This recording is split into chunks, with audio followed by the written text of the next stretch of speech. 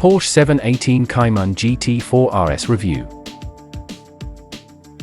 Back in 2005, just as the motoring world realized how much handling potential was locked up in the brilliant mid-engine chassis of this two-seat sports coupe, some wondered whether, if given enough power and dynamic purpose, this car might even go on to eclipse the company's GT department poster boy for outright driver appeal, the all-conquering Porsche 911 GT3. Others ventured that Porsche's product strategy must exclude that eventuality by simply preventing such a Cayman derivative from ever being signed off. Above 7,500 RPM, the GT4 RS makes a noise that can't fail to inspire expletive exclamation. If you thought this engine sounded good in the back of a 911 GT3, imagine sharing an oxygen chamber with it. But, thanks to the vision of one of Porsche's more colorful senior executives of recent years and the subsequent commitment and skill of his various cohorts and deputies, the Cayman GT4 RS was signed off, and it's coming to the UK market this spring. Initially championed by former Porsche head of R&D Wolfgang Hatz, almost as a parting gift before he became implicated in the Dieselgate emissions cheating controversy, this car was the simplest of conceptions. What would happen if you put the epic, high-revving flat 6 from the 911 GT3 into a Cayman? Could you even manage to? And would you make a saleable product with sound business credentials if you did? Well, they have managed to. And yes, there are plenty of customers who'd buy one, even for a lowish six-figure sum, because they've been battering down the doors of their local Porsche dealers asking for such a car for years. As to exactly what kind of sports car would result, it's one of the most magnificently raw and spine-tinglingly special kind that's made anywhere in the world right now, and offered at any price you care to compare, actually. The GT4 RS has a dynamic flavor unlike any other Cayman. It has first-order pace and a wicked sense of purpose, too, and a simply spectacular audible character that I'd go so far as to say would probably stand comparison with the greatest performance engines that have ever been built. Does it eclipse even the mighty 911 GT3? In some respects, I think so, as much as that's a pretty academic comparison. A GT3 puts more rubber on the road, and has a slightly more specialized driveline specification, so it's quicker around a lap of the Nordschleife and more composed at very high speeds. But a GT3 doesn't sound as good as this car, believe it or not, and it doesn't handle with the same mid-engine poise and purity of the GT4 RS, either. The new Mega Cayman is a better car in some ways. The prophecy has come true, sort of, not that the GT3's in any danger whatsoever as a result.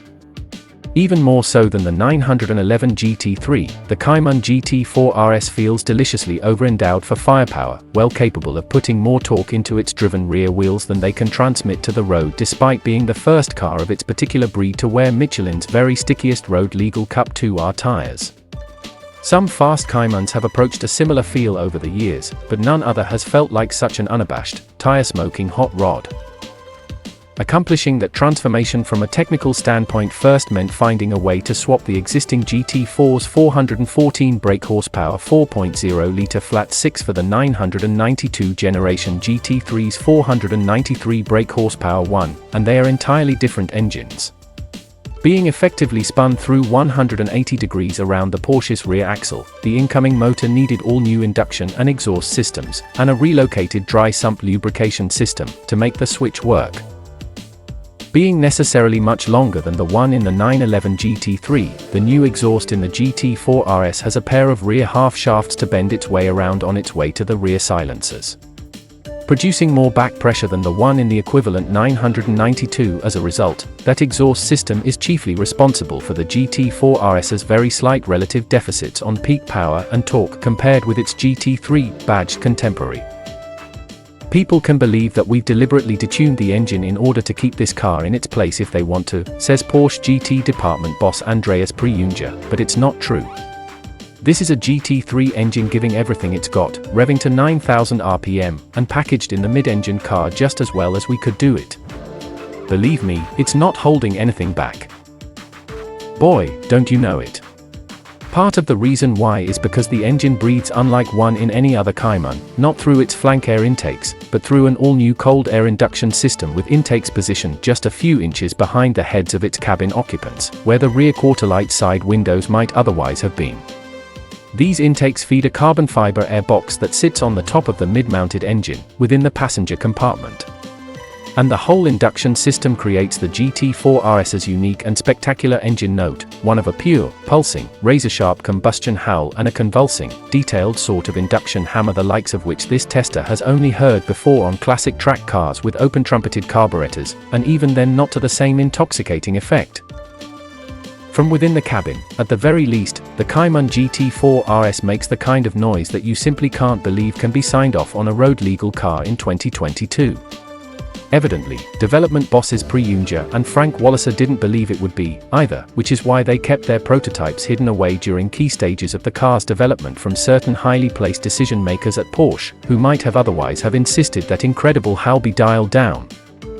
"We did a lot to filter out harshness from the engine noise," says Walliser, like better securing the whole system to the chassis and damping down the resonances using foam liners for the induction tracts. Originally, this engine sounded very harsh, like a chainsaw cutting its way between your ears, some said. Now it's got plenty of bite, but not too much. Downstream of all that noise, the GT4 RS's 493 brake horsepower finds its way to the road via a short-ratio PDK paddle-shift automatic gearbox, the same one used on the 991 V2 Gen Porsche 911 GT3 RS, and a passive limited slip differential. For axles, it sticks with strut-type suspension front and rear, but these are ball-jointed to the chassis and are closely related in places to the hardware used on other last-generation GT Department 911 track specials. Compared with the regular GT4, the GT4 RS's spring rates have jumped by 66% on the front axle and 40% at the rear, but since the GT4 RS's axle tracks are wider than the GT4's anyway, 6mm front, 8mm rear, the gains in effective spring rate are less. The car has special PASM dampers and adjustable anti-roll bars, and its wheel geometry, too, can be adjusted for both camber and toe angle. Uprated steel brakes and center-lock forged aluminium wheels come as standard, extra lightweight magnesium rims and lightweight carbon ceramic brakes are optional. Not that you need to know any of that to realize that this is a proper GT Porsche, because it's got aerodynamic aggression to spare. Weight-saving carbon fiber polymer bodywork comes as standard for the bonnet and front wings, which between them also duct air into and away from the front brakes via the NACA ducts and hot air outlets adjacent to the front arches. The swan neck rear wing on the car's rump is borrowed straight from the GT3 and, along with the front splitter, it's adjustable to create up to 25% more downforce than the GT4 manages.